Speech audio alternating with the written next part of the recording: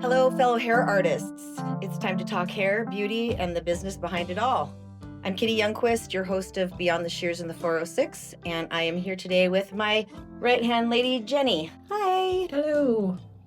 Today we're talking about why ongoing education matters. Ongoing education is a huge thing in my book. Like basically the whole salon runs on us educating the new people coming in.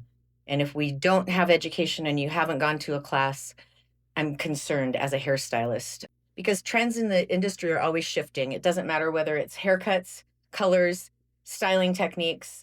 It doesn't matter. It's always shifting. I've been doing hair for 34 years and I'm seeing things come back. I remember being in beauty school asking why I had to learn how to do, what are those? Finger waves. Finger waves. Yes, that's what I was looking for. Thank you. And I have used that more in my business than I can tell you. And another thing is, like, do you remember when you had to learn how to roll curlers, like for shampoo sets, whether they were off base, on base, or quarter base? If we didn't know what bases were, would we be able to do the extension system that we do? No. So, I mean, I feel like you have to know the rules before you can break them, right? Absolutely. And it keeps us fresh and inspired, and it also keeps us relevant. It doesn't matter how old that I get in this job, as long as I know what the current trends are, I'll still always be relevant. Yeah.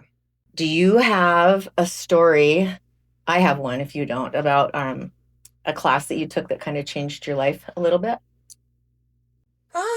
I mean, most recently, we're going to get to that later, but at least this reset class was sort of eye-opening, as a industry professional for 16 years, you kind of you don't forget the basics, but you forget how important the fundamentals of hairdressing can be. So that was kind of eye-opening for me, and we'll get to that later. But another one I can think of is, my first intensive for the method that we use. And Yes. I remember kind of being like, it was one of the first continued education classes that I had taken in several years. And I remember just being like, wow, like this is eye-opening to like just be part of that setting and to like really, really jam in there. Yes. I also remember like our first meeting and like us talking and how important education was for you. And I think we'll kind of get into this too a little bit differently, but I think the salon owners have a lot to do with how much education that the people that work for them get. I feel like sometimes salon owners get a little bit, they don't want to spend the money because it's money that you have to go out, right? Sure. But in my opinion, as a salon owner and just watching how our salon has evolved, every time we do a class, you elevate yourselves. Every single one of you has elevated every time. 100%. And if you don't challenge yourself, you can't elevate. If you don't like give up some of your old ideas to get some new ones in, then you quit becoming relevant and you end up with the same people in your chair and you're doing the same exact haircut on every single client that comes in. You kind of lose your inspiration for our art. You do. You get a little complacent. And, this is an evolving industry. And it's especially now with social media and all of that, we're rapidly evolving. And if we're not continuing to educate ourselves in newest trends and newest techniques, newest, color patterning, things like that to stay relevant, then you're sort of lost in the mix. Mm-hmm. And even here in Montana, we really get kind of stuck because we don't have we have to actively seek out our education here. Yeah. You can't be complacent. You're not in a big city like New York or LA or Seattle, where there's people coming in all the time. You and I are taking a trip to Dallas next month or in October. I'm super excited about that. We get to work with Wendy Isles directly and some of her team. And I have a little bit of, what do you call it? Like I'm all nervous because Wendy's You're like my kind hero. of a fangirl. A little bit. A little bit of Wendy Isles. I do like Wendy Isles. Anyway, not only does your education affect you directly, but it also affects your clients. Yeah. And it affects the quality of service they're getting.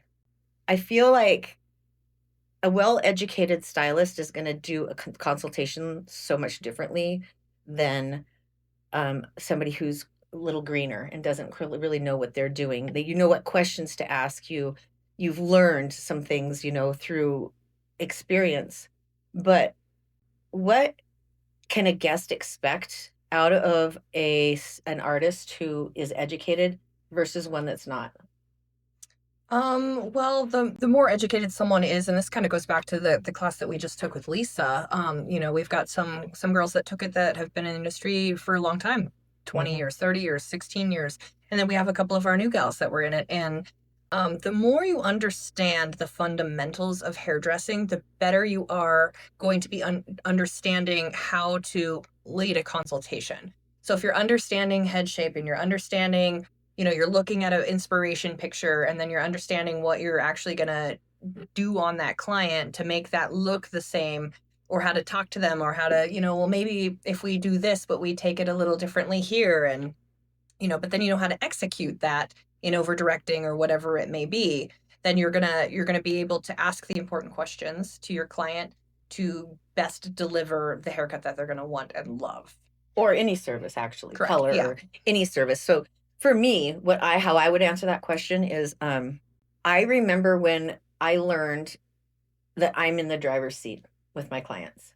When I was a very brand new stylist, I kind of let my clients push me around a little bit. I had a lot of friends talk me into doing free hair. Um, I had to like set my own boundaries, because this is how I make my money. My friends should be wanting to pay me and make sure that I'm successful, because if you're my friend, that's what you're going to do, instead of trying to talk me out of money. But I also could feel a difference in myself and with my clients when I started taking the assertive role and I was the artist. This is my job. This is my knowledge. And I feel like my guests could feel that too. If you're sitting in a chair with somebody who is not certain about what they're doing or who they are as a person, or they're fresh out of school with no education or understanding, and they are kind of fluttering around you, clients can feel that. Yeah. So I feel like when you sit down as a client, you should always interview your stylist, because what's really sad about our industry, and I don't know how many times I have to say this, but um, it's not monitored. Mhm. Like, you and I spent 3 years and thousands of dollars on our education for our hair extensions, and then we took it and made it our own. Like, we took it and found things about that method that we weren't particularly excited about, and we changed it so that we felt like it would be more beneficial for our clients. Yeah. And we could call it our own. Yeah. If you're going to call yourself a specialist in something, you better have put in that work and those reps Right. to earn that title. But you don't even have to call yourself a specialist. You can just offer extensions after a 3-day online course. Right. And you can charge thousands of dollars, because guess what? It's not Your clients don't know the difference. And as guests, it's up to you to educate them. I have people sit in my chair all the time for consultations, and they're like, oh, I didn't know it was that much. Well, I have been a hair extension specialist since 1996. I have a lot of reps underneath my belt. I used to work on movie sets down in LA. If you sit in my chair, you're paying not just for your service, but for my expertise. And that's worth something. Same with you. We are more expensive, but we have put in the work to be able to charge those prices, because we've worked hard on ourselves and our skills. Yeah. And when you get a set extensions from us and you've been elsewhere, you can tell the difference immediately. Yeah. So I feel like your confidence with consultations with your clients, it just makes you and your guests feel better about everything, more confident. Definitely. In your skills. And we owe it to them.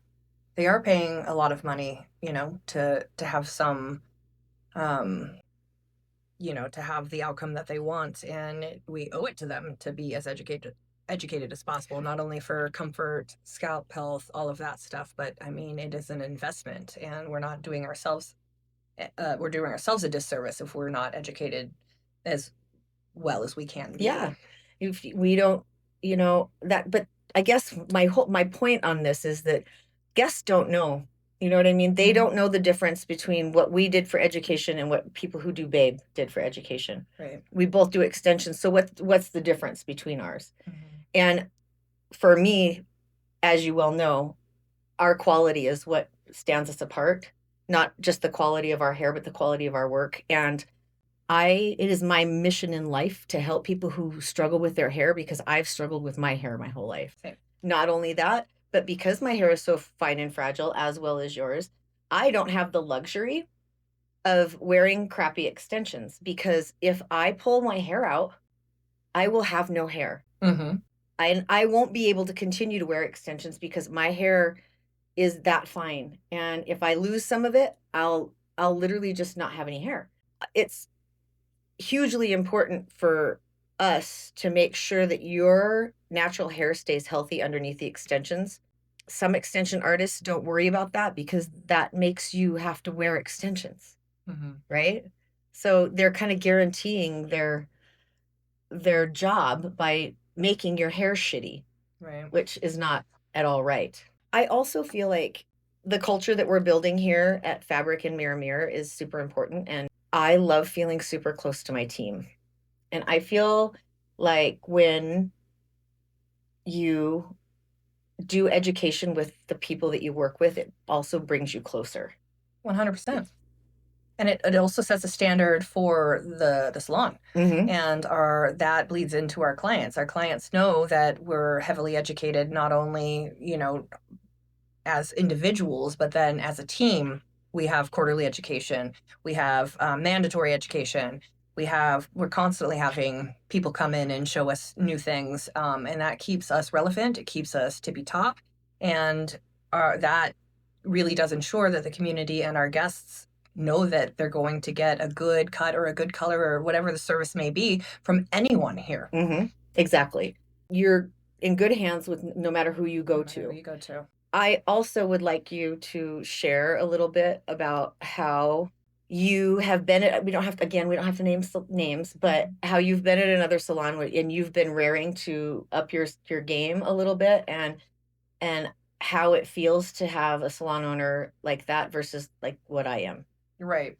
Well, I mean, I can't stress enough how important it is to be somewhere that does prioritize growth and really individualized growth too. What's important to me and where I want to go is different from where a few of our staff want to go, and it's important for us to create an environment where people don't feel stifled, where they don't feel that there's a cap on where they can go or what they can do. And like I said before, I really did feel that in a few other instances that I was in, where I was like, I'm not building anymore. I'm just stagnant. I want to do this. I want to do that. And it was just met with resistance or, kind of Indifference, resistance, all of those things. And it just made me feel very stifled, very stuck in where I was. And I had to come to terms with, I either need to get out of the hair business or I need to switch my surroundings. mm-hmm. And the more I looked into it, why do I need to get out of this? I've put tons of effort and money and time and energy and built my clientele. I love my clients. Why am I going to get bullied out of this? Right. Change my environment. Second I did, like sky is the limit. And I love that we have really developed that here, with everyone. Just choose what you want to do. And we're here to support you. And Right. we're going to bring in as much education as we can. And we're going to do all of these things to be able to, ensure that they have the support that they need to reach their goals. Right. It's disheartening to know that you want to go somewhere and you do not have the backing to do it. So I am always really trying to support everybody in the directions that they are flowing.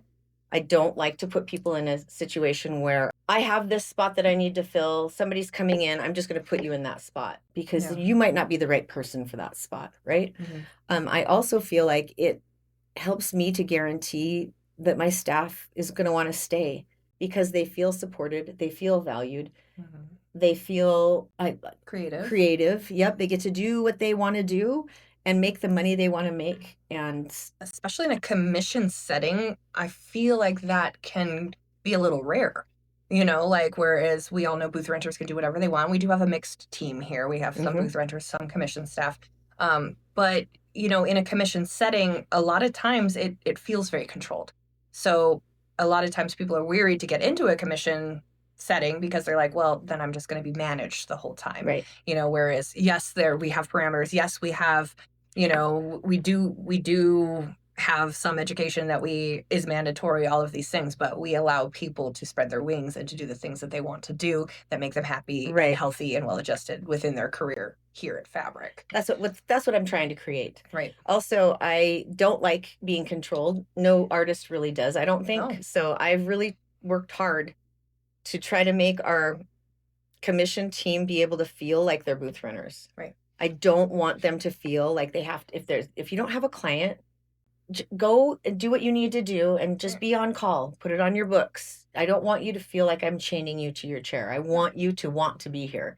If you don't want to be here, then maybe this isn't the salon for you. And we may not be the salon for everybody. No, but we are for the ones that value the same things that we value. Right. It really has been super cool to see some of our newer girls, newer to the industry, come in here and have the support that we do give, and to see how under that environment, how quickly someone can blossom. Yeah. Not going to call anybody out here, but it just really makes me happy to see how fast someone can grow and learn and develop into this amazing hairdresser with confidence, by having support and having continued education and doing all of those things, having the programs that we have within our salon. I like to provide as much as I can to help people go where they want to go and be what they want to become. I like to, I hold on loosely. Mm-hmm. You know what I mean? Right. Because I don't want them to feel chained, but I also want them to be successful. Another thing that we do in our education, the Alchemy Project, is we go through business. And every week when we have our meetings, we talk about numbers. We talk about things that aren't comfortable in our industry, that it's almost kind of taboo. Mm-hmm. Because we aren't taught business in beauty school. No, we're taught taught it the wrong way. We're taught, certainly my experience. Yep. If we're taught that if our books are full, then we're successful. But if your books are full and your bank account isn't, then something's going wrong. Or you're burned out, or you're miserable. Oh yeah. Or gosh. There's lots of different levels of success, and for me, coming home miserable and burnt out and doing 17 things in a day that I despise wasn't success in my book. And it was kind of a tough pill to swallow once I realized that. And I was like, ooh, but the book was full, but I'm miserable. But once you did, then you understood you had control again instead of feeling out of control. Right. I feel like this industry is in huge, I think I was looking back at when I went, now, of course, I went to beauty school a long time ago, mm-hmm. but I think that I am only one of 2 people of our 16 in our graduating class or whatever. I think there's only 2 of us that still do hair. Oh, wow. And that's crazy to me. That is crazy. I mean, I know it was a long time ago, but I don't know. That's it. I feel for the people too that have gotten out of this line of work and want to get back in, but they just aren't exactly sure how they're going to do that. Or got out of it, much like I almost did, for the wrong reason. Right. They just needed to be in the right environment and have, enough of a push and support in order to, really specialize or do whatever it is to kind of reignite that flame. And I think that continued education can do that for us. It absolutely can. It keeps us from burning out. It keeps us, and also, so here's another thing that you need to think about is when you have clients in your chair, you're always talking about what's going on in your life and what you're doing. This is an opportunity for you to talk about the education that you're doing and what you've been doing to work to improve your skills. Mm-hmm. And then when your price raise comes, they already know why you're raising your prices because you've invested in yourself and you deserve to raise your prices. Yeah. I think a lot of stylists get really scared when they talk about raising prices and such because they're so worried about losing the client that's already in their chair. Yeah. I have learned a long time ago to not hang on to clients that hard. Mm-hmm. People are going to come and they're going to go, and there's different reasons for it. And if your prices are one of them, that's okay. Yeah. Because there will be somebody who values your pricing that you can plug into that spot that the people that don't value it are in now, right? So there's always, whatever level you rise to, there's a clientele for you. I think that fear is something that keeps a lot of us from moving or changing. It certainly kept me. Yeah. You know, because I'm a very rational person, even though I am quite, what's the word, like free-spirited. Right. I do, when it comes to money and when it comes to taking care of my family, when it comes to paying my bills, I'm extremely rational and I'm cautious. Rigid. And I'm cautious. Uh-huh. And so that was really, even going back to when I was having to open up my book to make more room for extension clients and color clients and things like that. Did you curse my name lots of times? No, but just the fear of cutting things out, because I was like, God, I'm just not going to have the full book, and it's just and having 20 minutes open on your book is terrifying. It is, right? But why? That's really a psychological lunch, thing. Lady. Go have some lunch. Yeah, get some food in that body. Exactly. Go hike the M. Yeah.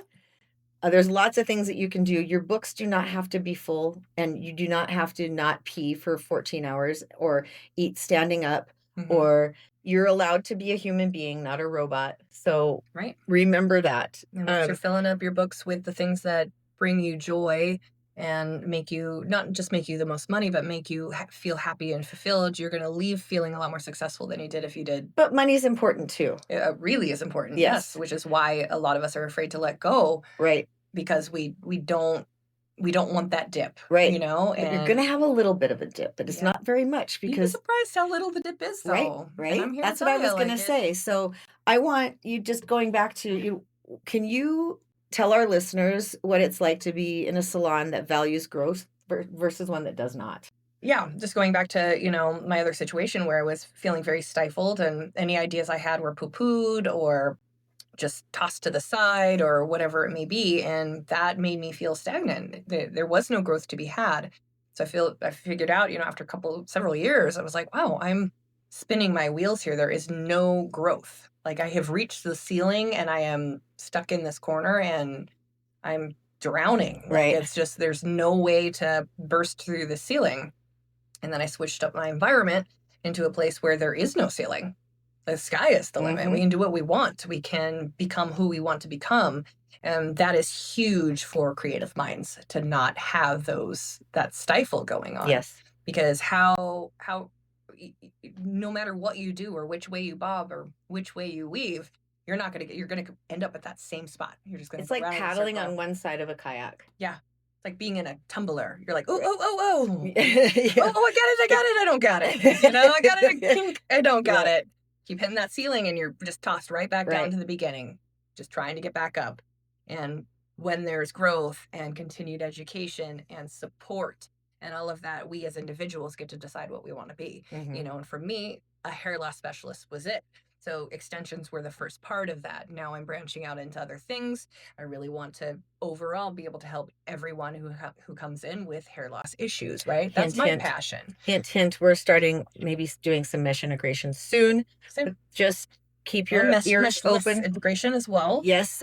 Different things like that. But you know what? My passions and my dreams may not be the same as someone who just graduated beauty school, but we're here to support them in their own journey. Right. And to make sure that they have the skills and the business sense and the time management and all of the things that come into being a successful hairdresser. We're here to make sure they have those tools in their toolbox. Let's just talk for a second about spending the money on your education and why that's important, even though. So I do provide most of the education in this salon, but we have a couple classes, and Lisa's reset class is one of them. Lisa is an amazing educator, and it deserves all the money that she gets for her classes. So I pay her because she's worth it. So with that, I also want you guys to have a little bit of skin in the game, right? Yep. So that's the word I was going to use. Yep. They have to have a little bit, that's the one class that they have to put some money towards. And I had a little bit of I felt some resistance when we first started that, but I feel like I handled it pretty well because this is a non-negotiable for me. Sure. And once you guys took that class, that first class, right, you understand why it's worth the money that you paid, right? Sure. Can you just elaborate on that a little bit? Yeah, and it's hard, and especially lots of circumstances. We don't know people's financial situations, but I understand that spending money can be scary and things like that, especially if it's mandatory to keep your job or whatever it may be. But once you're in that and you see the value in that and you see what the outcome is in that, and even someone as, I've been behind the chair for 16 years, our first class was on a bob, right? And that's what people feel like is the most basic haircut in the world, but it's not. It's the hardest, right? And just having that, like, you get your ass kicked in that class. 8 hours on how to cut a bob. A zero elevation bob. Yeah, and it took us 2 hours to get it done. And, some of us a little bit more experienced people had it done. We're sitting back. We're like, yeah, we got it. And she brings that mirror up and sticks that mirror right under your bob.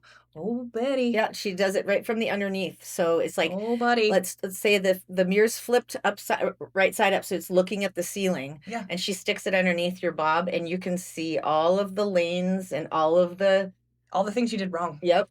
Right. And so us seasoned, quote, hairdressers, we got to hand it to us, and so you realize very quickly that even for us, this reset class is hugely important to our education and our skills, and to make sure that the quality of product we're pumping out here in our salon is consistent. Yes. And for me as a salon owner, I have to know that you have that knowledge in order to work in Fabrik or mirror and charge the prices that we charge. Right. I cannot have somebody just coming in and working for me and just automatically charging $85 for a haircut right out of beauty school just because you work at Fabrik Salon. That's not how it works. No. Got to go through our apprenticeship program, and while you're in the apprenticeship program, you have apprenticeship pricing, and then as you graduate from things, then your pricing will come up. And that is understandable from a client's point of view, and it's understandable from an artist's point of view and from an owner's point of view. But you'll also be able to get the quality work that comes with coming into Fabrik, because we are watching our apprentices. Right. So it's not like they are like completely on their own. If they have a problem, they can come to us and we can help them with it. And what a great way as a stylist to be able to graduate beauty school and head straight into a salon where you have support, but is also really reputable and well known. I mean, I had to really work my way up when I got out of beauty school. I'm like, I'm gonna start at the bottom here. Let's talk about that. That's actually a great point to bring up, because I have always had people that have sat in my chair or been clients of mine that have wanted to go to beauty school, and it's always, my advice has always been, go to the cheapest beauty school that you can find, because they're only going to teach you how to graduate from school. Then go find a salon or a individual who does hair. Go find somebody you want to be. Who you look up to, yeah. Go find somebody you want to be and suck up that first year and not make as much money, and soak up every bit of knowledge that you can from that person. Yeah. And for me, I still had to do that. I went to Toni and Guy, one of the best hairdressing academies that there is in the United States, at least. And even when I graduated, they were very specialized in a lot of ways. And so I found out very quickly, I can't do a men's fade. We didn't learn that, Right. So I went and I apprenticed at a barbershop, a reputable barbershop under a guy I really loved. And so that was cool. And do I want to be a barber? No, but my skills sucked in that arena. So I forced myself to go and learn those skills under someone I appreciated and looked up to, and learned more from him than I did the year in beauty school, because again, that was not their, men's clipper cuts were not their jam. So you really do have to, especially if you want to specialize, they don't teach you hair extensions in beauty school or whatever, you have to really seek that out. You got to find the best education or the best place to apprentice under, and you got to go for it. But it really does give you the could do it the way you did it. So explain where you went from after you apprenticed at the barbershop. Where did you go from there? Well, then I started just working my way up in salons and things like that. But I found out very quickly that just sort of taking any salon job wasn't the way that I was going to find my way to where I wanted to be as an artist.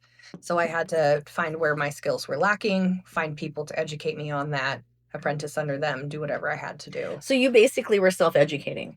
You were basically assessing your own skills and saying, I feel weak here, so I'm going to go find somebody who does this well, so I can in turn be better, right? Right. So that's great. But what about those people who don't do that? People who don't do that end up stuck in jobs like the one that you had and going nowhere and hating their life and quitting doing hair. Or getting complacent, or just feeling like all right, this is it. I guess this is salon life, and this is what being a hairdresser is. So I'm just gonna sit back and And I'm gonna then take it for what does 10 that years. do to you as an artist? Kills it. Yep. It kills your creativity and it kills your drive and it kills. Yeah, I was so burned out. I was ready to quit the industry Right. until I had to have the aha moment where I was like, it's not the industry, it's me. Right. Holding myself back by working at a place that doesn't value my Right. artistry and it doesn't celebrate that and it doesn't support that. Right. You know. I feel like I've had a little bit of backlash from a few people because I call people who work for me artists. Some people think that's silly, but I don't, because that's what exactly we do. What we are. It is a technical art is what it is. Right. That's And exactly what we do. We are artists. yes. We are hair artists, Yes. but we are artists. Yep, you have and chemists. Yep. And therapists. Yes. And everything else. Yeah. Like under the business sun. people. Yep. Mentors. Yeah.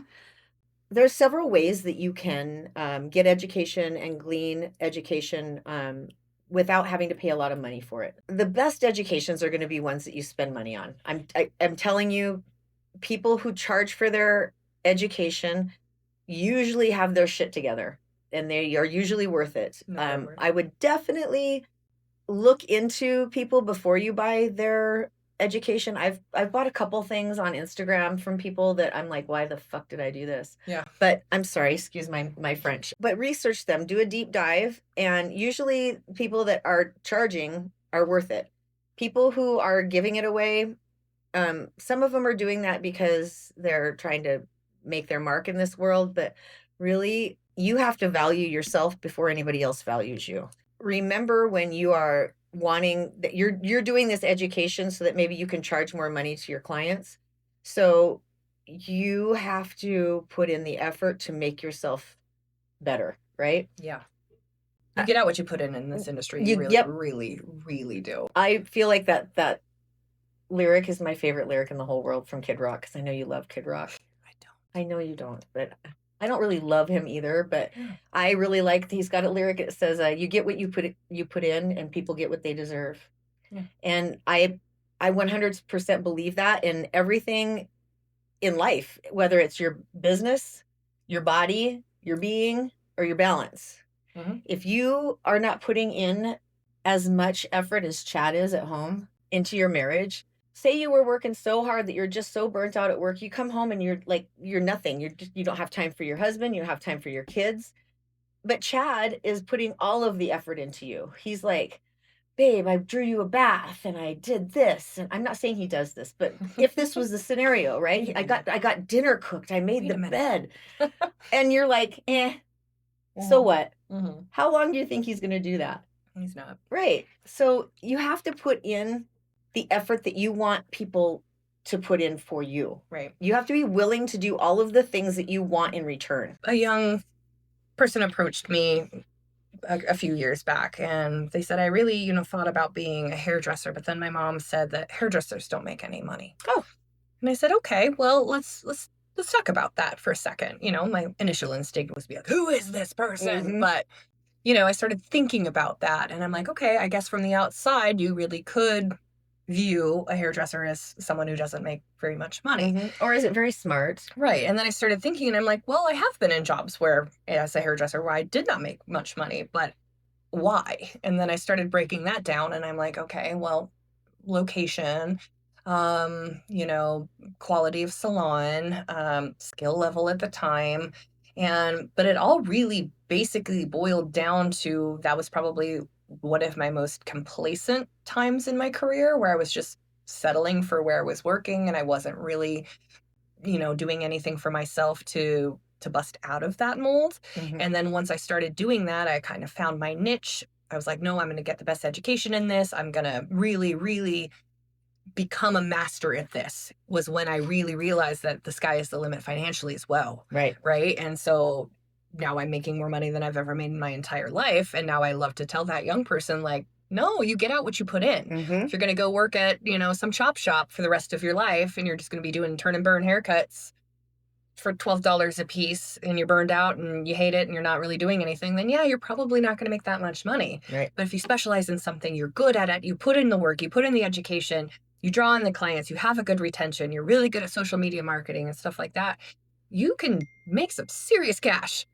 being a hairdresser. And so I think it's BS that, you know, we get this image that we can't make any money. I do too. And that we're not, I hate the fact that people think we're not smart too, because it's you have to be really smart to understand color. You do. It's not easy. It's chemistry. I remember my brother going to school to become a nurse, and it was after I had gone to beauty school, and he was doing something with, it was trichology or whatever it was, muscles in the face, and I started bantering off a bunch of stuff, and he just kind of looked at me and he's like, huh, how do you know that? And I was like, we had to learn that stuff in beauty school. He's like, what? We had to know the bones we had to learn like diseases of the scalp and the skin, all the bones of the head. Yeah. All sorts of stuff we had to know. It's crazy. Electricity. We had to learn electricity, all the things. Yeah. You know, it's pretty crazy. So I want to go back really quick because there was something that I wanted to mention and I haven't done it yet. But for those of you that are on your own, either in solo suites or you're a booth renter, you can still like get educated if you are proactive. If you know of a salon or somebody that you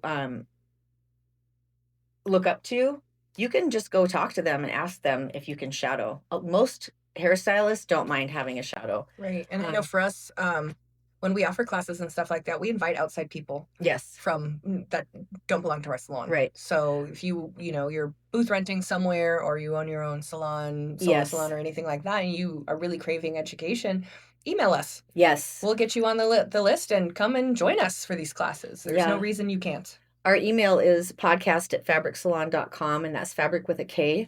And I would like to hear, if you want to send an email, I would like to hear how you're struggling, what you're struggling with as far as education goes. Is it not that you just can't find it? Is it that you don't have the time? We would love to actually discuss this more on our podcast, but I want to know what you guys want to hear. So please go ahead and give us an email. I wanted to talk about our salon's commitment really quick. And I think that we have kind of gone over this because Lisa's reset class was supposed to be like the last thing we talk about, but we've been talking about it throughout. So you know what it's kind of all about. And the Alchemy Project is a structured path for our stylists to walk so that when they are at the end of it, they will literally be transformed as a stylist into a stylist that is a high-end stylist and can charge the money that they deserve to charge. So if there's these girls are going to get that like a year out of school. That is impressive. Right. And the girls that we have now are kicking some serious ass. Yes, they are. You know, and at first it's scary, but you jump in and it's like, well, I just graduated school and I just want to do the hair. But it's like, no, stick with the program. And it's just amazing to see them grow into these dynamite hairdressers. Right. And it's just so exciting. But like within a year, they're going to be these unstoppable forces of nature. Yep. That's what we're trying to create. We're trying to create strong-minded business women and men that are talented artists. So, I mean, we're working really hard at Fabrik and Mirror to create this. The Alchemy Project is something that anybody can join. I am actually working on an online version of it. It might take 6 months to a year to get it out, but if that's something that you might want to have in your salon, that will be available soon, hopefully. And we're just really committed to education. Education is a huge thing for me. It's like literally one of the foundations that I have for what we do. And even us personally, we like finish up with something. We're like, what can we do? Yep. What can we do next? Let's go to Dallas. Oh, yeah. Yeah. Let's go meet Wendy Isles. Let's go do it. Yes, let's go. And that's what we like to do. I want to encourage you to share again about the struggles you're having with education. Any actual questions that you have. I mean, we can talk about formulations and stuff like that. This podcast is called Beyond the Shears for a reason. It's all about hairstyling, hair and the education and the art of what we do. And Jennie and I want to be here for all of you artists in Montana so that we can kind of have a bit of a community. We're all so spread apart, and sometimes that can feel a little alienating. I really want to try to include more salons in what we do. So if you are a salon in Missoula and you would be interested in coming to any education that I may have at Fabrik, please email me again at podcast@fabricsalon.com. I would like to know what kind of education has had the most impact on your career. I think that Great Lengths was one of my best. That was my very first major growth where the light bulb went on in my mind that I can be more than what I thought hairstylists could be. I just encourage each and every one of you, if you've got anything that is weighing on your heart that you like Jenny was, and you're feeling like you have hit a ceiling and you can't get up over that hump, whatever it is that you're passionate about, educate yourself on it. Whether it's business, extensions, color, I lightning services, if you want to be a master hair cutter, you can do all of those things. Just go for it. You just have to research and find like the right education for you. And if you need help with any of that, please let us know. If there's any other things that you'd like us to talk about, any topics that have come up, if you are in a commission salon and you want to know how to bring up something to your boss that you don't know how to talk about, we can help you with that. Let us know how we can serve you. Anyway, so that's a wrap for today. Keep showing up, keep learning, and keep making the world a more beautiful place, one head of hair at a time. And we'll see you next time. Bye-bye.